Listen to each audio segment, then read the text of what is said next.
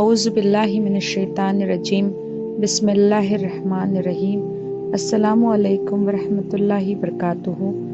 میرے پیارے بھائیوں اور بہنوں، آج ہم بات کریں گے شب برات کے بارے میں۔ میرے عزیز بھائیوں اور بہنوں، آج ہم اس رات کے بارے میں بات کریں گے جس کی حقیقت میں بہت سارے شبہات ہیں اور بہت ساری یقین والی بھی چیزیں، جس کے نام پر جذبات بھی ہے، روایات بھی ہے، لیکن سچ کیا ہے وہ جانتے ہیں۔ شب برات کی حقیقت کیا ہے؟ کیا یہ واقعی تقدیر لکھنے کی رات ہے؟ کیا اس رات میں فرشتے نئے فیصلہ لے کر اترتے ہیں، یا پھر اس رات کا اصل پیغام کچھ اور ہے؟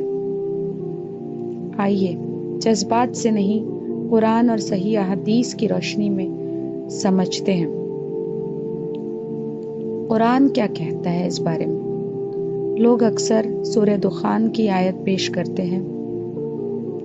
ہم نے اس قرآن کو ایک برکت والی رات میں نازل کیا، اور آگے ہیں اس رات میں ہر حکمت والا فیصلہ کیا جاتا ہے، لیکن مفسرین کی اکثریت کا اجماع ہے کہ یہاں مراد لیلۃ القدر ہے، نہ کہ شب برات۔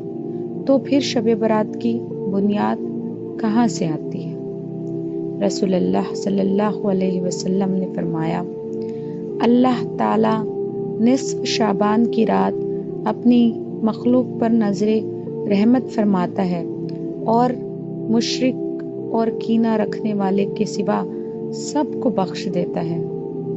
ابن ماجہ، حسن روایات۔ سبحان اللہ!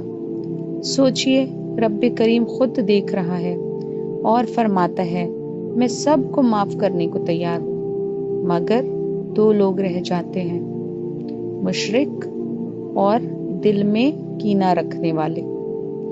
یہاں سے اصل بات شروع ہوتی ہے۔